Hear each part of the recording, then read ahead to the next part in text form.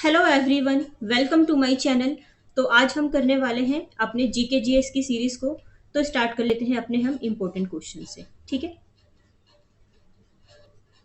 देखो first question से start करते हैं। फर्स्ट क्वेश्चन है, when was the construction of the Rashtrapati Bhavan completed. Rashtrapati Bhavan का कंस्ट्रक्शन कब खत्म हुआ था? तो ऑप्शन में देखो चार ऑप्शन है हमारे पास, और इसका जो करेक्ट आंसर है ये हो जाएगा 1929। ठीक है, 1929 में ना जो राष्ट्रपति भवन है ना वो बन के तैयार हुआ था। अब मैं थोड़ा सा एडिशनल मैं आपको बता दूं, स्टार्ट कब हुआ था शुरू कब हुआ था ये? तो ये हुआ था 1912 में बनना शुरू हुआ था। ठीक है, और कंप्लीट हुआ था ये बन के, तो ये हुआ था 1929 में। ठीक है, तो काफी लंबा टाइम लगा था राष्ट्रपति भवन को बनने में। और देखा जाए तो राष्ट्रपति भवन है भी बहुत बड़ा। ठीक है, टोटल कितने साल का टाइम लगा? तो आप इसमें जैसे डिफ्रेंशिएट करेंगे ना तो आपको समझ में आएगा कि टोटल 17 ईयर्स लगे हैं राष्ट्रपति भवन को बनने में। ठीक है, ऑप्शन नंबर ए हमारा करेक्ट आंसर हो जाएगा। अब देखो, जो राष्ट्रपति भवन है ना, ये एक तरह से देखा जाए ना तो ऑफिशियल रेजिडेंस होता है प्रेसिडेंट ऑफ इंडिया के। इंडिया में जो भी प्रेसिडेंट बनते हैं उनका जो ऑफिशियल रेजिडेंस है वो यही होता है। और ये कहाँ पर है? नई नई दिल्ली में है राष्ट्रपति भवन।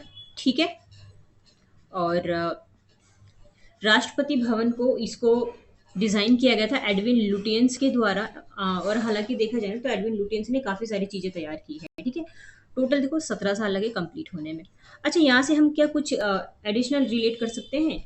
हाँ, तो देखो एक चीज आप रिलेट कर सकते हैं आपको आप इसको कि पहले ना इसको वाइस रॉय हाउस के नाम से जाना जाता था। वाइस रॉय हाउस के नाम से जाना जाता था राष्ट्रपति भवन को।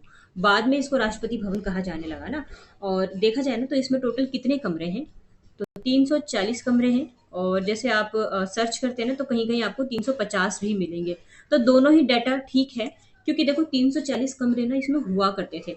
बट अब क्या है कि टाइम के साथ हर चीज़ें चेंज होती है, हर चीज़ों की रिक्वायरमेंट बढ़ जाती है। तो हो सकता है कि अब जैसे कि 350 कमरे वहां पे बना दिए गए हो, है ना? तो आपके ऑप्शन में 340 होगा या तो 350 होगा। ठीक है, तो दोनों ही करेक्ट होंगे, पर दोनों में से कोई एक ही होगा आपके ऑप्शन में। ठीक है, तो इतना एडिशनल आप याद रखेंगे। नेक्स्ट पे चलते हैं। देखो नेक्स्ट क्वेश्चन है, when was the Rovers Cup started. जो रोवर्स कप है वो कब शुरू हुआ था? तो देखो रोवर्स कप ना इसकी शुरुआत हुई थी 1891 में। ऑप्शन नंबर ए है हमारा, ये करेक्ट आंसर हो जाएगा। देखो जो रोवर्स कप होता है ना ये बेसिकली ना फुटबॉल से रिलेटेड होता है। फुटबॉल, है ना?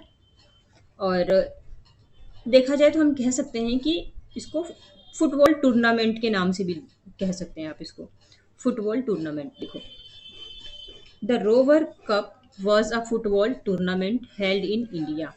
ठीक है, और देखो इंडिया में इसको आयोजित किया गया था। और इसको स्टार्ट किया गया था जो ब्रिटिश फुटबॉलर एंथुसियास्टिस थे ना, जो कुछ ब्रिटिश लोग थे ना उनके द्वारा ही इसको बॉम्बे में स्टार्ट किया गया था। हालांकि अभी तो आप मुंबई बोलेंगे, बट ये 1891 में हुआ था ना, तो तब इसका नाम बॉम्बे हुआ करता था। ठीक है, तो ये याद रखेंगे।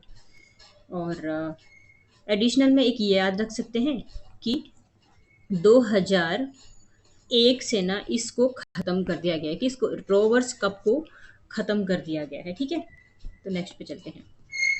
नेक्स्ट है, नेक्स्ट देखो अच्छा क्वेश्चन है और बहुत से लोगों को नहीं पता होगा इसका आंसर, हालांकि व्हाट्सअप हर कोई चलाता है। When was the WhatsApp incorporated. WhatsApp कब आया था? आप सभी चलाते हैं ना व्हाट्सअप। देखो व्हाट्सअप को लाया गया 2009 में। ऑप्शन नंबर सी हमारा ना ये करेक्ट हो जाएगा। अब देखो इसको लाया गया है किसके द्वारा? तो व्हाट्सएप को लाया गया है ब्रायन एक्टन और जॉन कॉम के द्वारा लाया गया। इन दोनों ने मिलकर ही व्हाट्सएप को फाउंड किया था 2009 में। ठीक है, तो नेक्स्ट पे चलते हैं। नेक्स्ट है हमारा, when was the secretariat of the SAARC setup.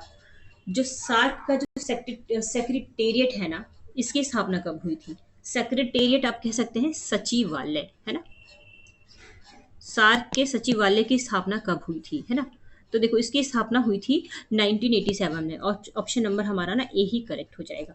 अब यहाँ से याद रखेंगे जो सार्क है ना इसकी स्थापना कब हुई थी? तो इसकी स्थापना हुई थी जस्ट इससे 2 साल पहले, यानी कि 1985 में। ठीक है, 1985 में हुई थी। अब सार्क, सार्क से आप ये भी याद रखेंगे कि सार्क की फुल फॉर्म क्या है। तो देखो ये है south Asian association for regional corporation. ठीक है, south Asian association for regional corporation, ये सार्क की फुल फॉर्म याद होनी चाहिए। सार्क की स्थापना 1985 में हुई थी। इसका जो सेक्रेटरी 1987 में बना था। ठीक है, अब देख लेते हैं इसमें। 1987 is the correct answer. The SAARC secretariat was established in Kathmandu. इसकी स्थापना हुई थी काठमांडू नेपाल में, क्योंकि नेपाल की कैपिटल ही काठमांडू है। ठीक है, its role is to coordinate and monitor the implementation of SAARC activities, service the meeting of the association and serve as the channel of communication between SAARC. देखो बेसिकली ना इसकी जो मुख्य भूमिका है ना वो क्या है, सार्क की जो एक्टिविटी है ना उसको इम्प्लीमेंट करना। ठीक है, सार्क की एक्टिविटी को इम्प्लीमेंट करना है। और यहाँ पे देखो service the meeting of association, और यहाँ पे जो भी मतलब हम कह सकते हैं कि यहाँ की निगरानी रखना, और ये जो यहाँ का जो यूनियन वगैरह है, यूनियन बैंक वगैरह की सेवा करना, सर्विस करना। ठीक है, ये सारी चीज़ें आप एडिशनल में याद रख सकते हैं, हालांकि यहाँ पे बैंक का दिया नहीं है। और मतलब ये सारा एक तरह से देखा जाए ना एक चैनल ऑफ कम्युनिकेशन के रूप में काम करता है ये सारी चीज़ें। ठीक है, तो आप ये सारे याद रखेंगे। और कुछ रिलेट कर सकते हैं क्या हम आपका आप यहाँ से नहीं, इतना इनफ है। नेक्स्ट पे चलते हैं। नेक्स्ट है when was the Eden garden stadium Kolkata establish. देखो ये क्वेश्चन वेरी इंपॉर्टेंट है। पहला तो आप यहाँ से ये रिलेट कर पाएंगे कि ईडन गार्डन कहाँ पर है। तो ईडन गार्डन स्टेडियम कोलकाता में है। और साथ में इसकी स्थापना कब हुई थी। तो देखो ईडन गार्डन स्टेडियम की स्थापना हुई थी 1864 में, 1864 में। ठीक है, अब देखो यहाँ पे 1864 ये करेक्ट आंसर है। ईडन गार्डन स्टेडियम ये ना देखा जाए तो ओल्डेस्ट क्रिकेट स्टेडियम है इंडिया का। ठीक है, याद रखेंगे इंडिया का ओल्डेस्ट क्रिकेट स्टेडियम कौन सा है, तो यह है ईडन गार्डन स्टेडियम। ठीक है, नेक्स्ट पे चलते हैं। नेक्स्ट है हमारा which of the following schemes enables students mobility across higher education institution. बताना है कि देखो कौन सा स्कीम है ना जो स्टूडेंट्स के ना हायर एजुकेशन से रिलेटेड है, यानी कि स्टूडेंट्स को ये हायर एजुकेशन प्रोवाइड की जाएगी। कौन सी ऐसी स्कीम है। नेशनल एजुकेशन वो टेक्नोलॉजी ये नहीं है। पीएम उम्मीद स्कीम नहीं, ये भी नहीं है। सफल स्कीम भी नहीं है। देखो ये है academics bank of credit, ABC scheme भी इसको बोल सकते हैं, एबीसी स्कीम। ठीक है, और याद रखने के लिए आप ऐसे भी याद रख सकते हैं ना कि एबीसी स्कूल में सीखते हैं ना, तो इसलिए academic banks of credit correct answer हो जाएगा। क्योंकि एबीसी बच्चा स्कूल जाएगा तभी तो पहले एबीसी सीखेगा ना वो, उसके बाद ही तो आगे का सीखेगा। तो ऑप्शन नंबर डी करेक्ट है। ठीक है, और ये देखो जो ये एकेडमिक बैंक्स ऑफ क्रेडिट है ना, ये एक इनिशिएटिव है जिसको कि लाया गया ministry of electronics and information technology और प्लस मिनिस्ट्री ऑफ एजुकेशन दोनों के द्वारा लाया गया। ठीक है, तो अब एजुकेशन का तो नाम इसमें आना ही चाहिए क्योंकि एजुकेशन की फील्ड में काम किया जा रहा है। ठीक है, इन दोनों के द्वारा लाया गया। और ना ये जो स्कीम है ना एबीसी स्कीम, इसको जुलाई 2021 में लॉन्च किया गया था। तो ये यहाँ से याद रखेंगे। ठीक है, नेक्स्ट पे चलते हैं। नेक्स्ट है हमारा देखो देखो क्वेश्चन बहुत बड़ा लग रहा है पर आंसर छोटा सा ही होगा इसका। Which is the national mission for financial inclusion to ensure access to financial services, namely a basic savings, deposit accounts, remittance, credit insurance, pension in affordable manner. बताना है कि कौन सा ऐसा नेशनल मिशन है ना जो फाइनेंशियल के लिए, जिसमें कि क्या क्या कुछ चीज़ें होंगी जैसे फाइनेंशियल सर्विसेज है, मतलब ये सारी चीज़ें ना एक अफोर्डेबल तरीके से पहुंच हम इस यहाँ तक पहुंच सकते हैं। जैसे कि फाइनेंशियल सर्विसेज हो गया, बेसिक सेविंग्स हो गए, डिपॉजिट अकाउंट्स हो गए, रेमिटेंस हो गए। रेमिटेंस मतलब किसी को पैसा भेजना, हमें किसी चीज़ के लिए पे करना है तो उसके लिए, क्रेडिट के लिए, इंश्योरेंस के लिए, पेंशन के लिए, ये सारी चीज़ें बहुत ही अफोर्डेबल हो गई, हम आसानी से पहुंच सकते हैं यहाँ तक। मतलब ये सारी चीज़ें हम आसानी से कर सकते हैं। तो ऐसा कौन सी स्कीम में बताया गया है।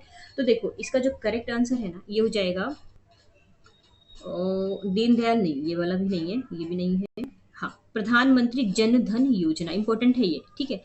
प्रधानमंत्री जन धन योजना, ये हमारा करेक्ट आंसर हो जाएगा। और आगे चलते हैं पहले, क्योंकि यहाँ पे स्पेस नहीं है ना। देखो, प्रधानमंत्री जन धन योजना इंपॉर्टेंट है, याद रखेंगे। और इस योजना को ना लाया गया है अगस्त 2014 में, ठीक है। अभी 28 अगस्त 2014 में लाया गया है, ठीक है। तो काफ़ी टाइम हो गया इसको लाए हुए, और इम्पोर्टेंट भी है, तो याद रखेंगे, ठीक है। और कुछ और यहाँ से रिलेट कर सकते हैं क्या? हाँ, इतना ही याद रखेंगे। नेक्स्ट पे चलते हैं। In which year was the digital India mission launch? Digital India mission कब लॉन्च किया गया था? देखो, एसएससी सीजीएल 2024 का क्वेश्चन है, तब तो बहुत ही इंपॉर्टेंट है।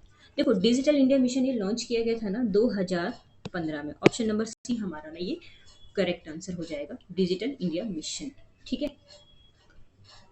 आगे देखते हैं। The digital India mission India programmes was launched by प्रधानमंत्री नरेंद्र मोदी। देखो, इसको ना डिजिटल इंडिया प्रोग्राम मिशन है ना, जो इसको प्रधानमंत्री नरेंद्र मोदी जी के द्वारा लाया गया है। इसका एम क्या है? तो यह है to transform India into knowledge based economy. तो बेसिकली इसका जो काम है ना, इस स्कीम का, डिजिटल इंडिया का, कि जो इंडिया की जो इकोनॉमी है ना, इसको नॉलेज बेस्ड इकोनॉमी बनाना, ठीक है। नॉलेज बेस्ड इकोनॉमी बनाना, और डिजिटली ना चीज़ों, कुछ चीज़ें ये सारी चीज़ें प्रोवाइड करना, जैसे डिजिटली सर्विसेज दी जाएंगी, डिजिटल एक्सेस होगा हर चीज़ के लिए। अगर आप देखें ना, तो आज के टाइम में ना हर चीज़ डिजिटल हो गई है। जैसे कि हम पेमेंट हम ऑनलाइन कर देते हैं, हम दूर बैठे, कहीं दूर बैठे हम किसी और के लिए खाना ऑर्डर कर देते हैं, सारी चीज़ें पॉसिबल है। तो एक तरह से क्या हो रहा है, जो भारत है डिजिटलाइज हो रहा है, सारी चीज़ें डिजिटल हो रही है। डिजिटल इंक्लूजन है इसमें, डिजिटल एम्पावरमेंट है, और डिजिटल डिवाइड, ये सारी चीज़ें मतलब हो जाएंगी इसमें, ठीक है। अब देखो, इसको कोऑर्डिनेट किया गया मिनिस्ट्री ऑफ इलेक्ट्रॉनिक्स और इंफॉर्मेशन टेक्नोलॉजी के द्वारा, तो ये याद रखेंगे, ठीक है।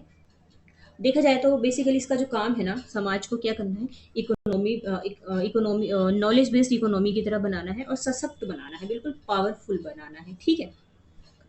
नेक्स्ट पे चलते हैं।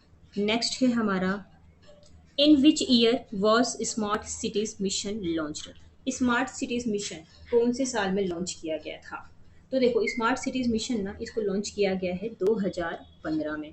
ऐसा क्यों लग रहा है कि मैंने ये क्वेश्चन अभी पहले भी पढ़ाया ही है आपको, पर शायद ये हो सकता है ना, इंपॉर्टेंट है इसलिए दोबारा आ गया है। देखो, 2024 का है ये भी, ठीक है। 2024 तो आप मान के चलेंगे कि कितना लेटेस्ट है आपके लिए, है ना। तो ये याद रखिए। स्मार्ट क्या था ये? Smart cities mission. नेक्स्ट पे चलते हैं। और यहाँ पे देखो, it is centrally sponsored scheme. देखो, सेंट्रल गवर्नमेंट की स्कीम है। बेसिकली इसमें क्या होगा, 100 सिटीज को सेलेक्ट किया जाएगा, और उनको ना कुछ एफिशिएंट सर्विसेज प्रोवाइड की जाएगी, रोबस्ट इंफ्रास्ट्रक्चर।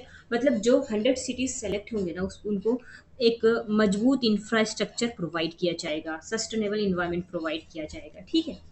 और जो सेंट्रल गवर्नमेंट है ना, उसने क्या किया, इसकी डेट को एक्सटेंड कर दिया है, इसकी जो डेडलाइन थी पहले, उसको एक्सटेंड करके ना 31 मार्च 2025 तक कर दिया है। तो ये याद रखेंगे, 2015 की स्कीम है, अभी 2025 चल रहा है, काफ़ी टाइम हो गया है। नेक्स्ट पे चलते हैं। हाँ, देखो, नेक्स्ट है हमारा, ये हमारा हो जाएगा, इन प्रधानमंत्री किसान Samman Nidhi Yojana beneficiaries are provided with how much amount every year? अब देखो, ये जो प्रधानमंत्री किसान सम्मान निधि योजना है ना, इतना बड़ा इसका नाम ही है, प्रधानमंत्री किसान सम्मान निधि योजना। तो इस योजना में ना क्या होगा, बेनिफिशरीज है ना, उनको कुछ अमाउंट प्रोवाइड किया जाएगा, ठीक है। तो यहाँ पे देखो कितना अमाउंट प्रोवाइड किया जाएगा उनको। तो देखो, इनको ना हर साल ना 6,000 रुपये प्रोवाइड किया जाएगा, ठीक है। अब आगे चलते हैं।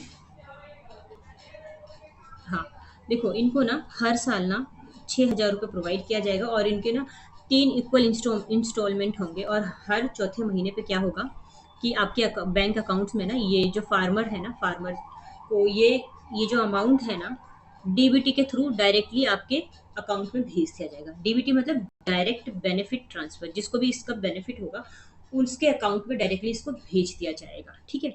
और इसको इम्प्लीमेंट किया गया है मिनिस्ट्री ऑफ एग्रीकल्चर और फार्मर वेलफेयर के द्वारा, ठीक है।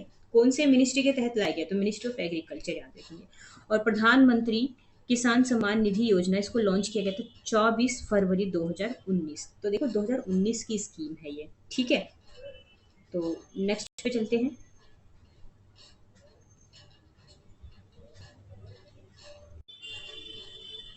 अच्छा ये देखो नेक्स्ट क्वेश्चन में जो आप देख सकते हैं ना, इसकी नंबरिंग ही गलत है। यहाँ पर होना चाहिए था 11 नंबर, है ना, 11 होना चाहिए था, इसमें थोड़ा सा काउंटिंग में मिस्टेक है। कोई नहीं, हम अपने क्वेश्चन को देख लेते हैं ना। Which language is known as Italian of the east. Italian of the east किस लैंग्वेज को कहा जाता है? तो देखो ऑप्शन में है तेलुगु, मलयालम, मराठी, कन्नड़ा। तो देखो इटालियन ऑफ द ईस्ट कहा जाता है तेलुगु लैंग्वेज को, ठीक है। तो ये हमारा करेक्ट आंसर हो जाएगा तेलुगु लैंग्वेज। और इसका एडिशनल देख लेते हैं थोड़ा सा। हाँ, ये देखो जो तेलुगु लैंग्वेज हमारा करेक्ट आंसर है। और जो तेलुगु लैंग्वेज डे है ना, ये हर साल सेलिब्रेट किया जाता है 29 अगस्त को। तो देखा जाए तो आज के दिन ही तेलुगु लैंग्वेज डे सेलिब्रेट किया जाता है, ठीक है। और देखो 2008 में ना, ये जो तेलुगु लैंग्वेज है ना, इसको ना क्लासिकल लैंग्वेज का दर्जा दे दिया गया था 2008 में। तो इसको भी याद रखिए, क्योंकि क्लासिकल लैंग्वेज होना ये बहुत बड़ी चीज होती है, ठीक है। अब देखो यहाँ पे क्या बात हो रही है कि Niccolo di Conti who visited the Vijayanagara empire found that the words in the Telugu language end with vowels just like those in Italian, hence referred to the Italian of the East। अब देखो यहाँ पे क्या हुआ, जो विजयनगर एम्पायर में ना, Vijayanagar empire में ना एक यहाँ पर आए थे निकोलो डी कॉन्टी, ये आए थे और इन्होंने यहाँ पे क्या थे, विजिट किया था यहाँ पे। तो इन्होंने पाया ना कि जो तेलुगु लैंग्वेज है ना, उसका जो एंड होता है ना वोवल से होता है, ठीक है। तेलुगु लैंग्वेज का एंड वोवल से होता है, और सेम इटालियन लैंग्वेज का एंड भी वोवल से ही होता है। तो उन्होंने क्या कहा कि ये इटालियन लैंग्वेज हो जाएगी ईस्ट की, है ना। तो ये याद रखेंगे क्यों कहा, किसने कहा, ठीक है। नेक्स्ट पे चलते हैं। नेक्स्ट है हमारा देखो, to enhance the interoperability between the India and Russian armies, a joint training exercise called Dash commenced at Prudhoe Ranges, Volgograd in year 2021। देखो इंडिया और जो रशिया की आर्मी है ना, उनके बीच में ना एक इंटर ऑपरेबिलिटी को बढ़ावा देने के लिए ना एक एक्सरसाइज, जो कि यहाँ पे पुरुडवॉय रेंजेस यहाँ पर ये हुआ था। तो इस एक्सरसाइज का नाम बताना है, कौन सी एक्सरसाइज थी। तो देखो हमें हिंट भी दिया हुआ है, इंडिया और रशिया के बीच का है। तो देखो इसका जो आंसर होगा ना, ये होगा इंदिरा 2021, ये है एक्सरसाइज का नाम। बाकी सूर्य किरण नहीं हो सकता, वरुण नहीं हो सकता, शक्ति नहीं हो सकता। क्यों? क्योंकि सूर्य किरण ये इंडिया और प्लस नेपाल के बीच की है, तो नेपाल तो नाम भी नहीं आया हमारे इसमें। वरुण हो जाएगा हमारा इंडिया और फ्रांस के बीच का, तो ये भी आंसर नहीं हो सकता। उसके बाद जो शक्ति है ना, ये हो जाएगा इंडिया और फ्रांस के बीच का, मतलब ये भी इंडिया और फ्रांस का ही है। तो इसलिए ये आंसर भी नहीं हो सकता। इसलिए हमारा जो आंसर होगा ना, वो करेक्ट होगा ऑप्शन नंबर ए, ठीक है। अब यहाँ पे देख लेते हैं, इंदिरा 2021 ये करेक्ट आंसर है हमारा। अब देखो इसकी 12th एडिशन है India Russia joint military exercise की।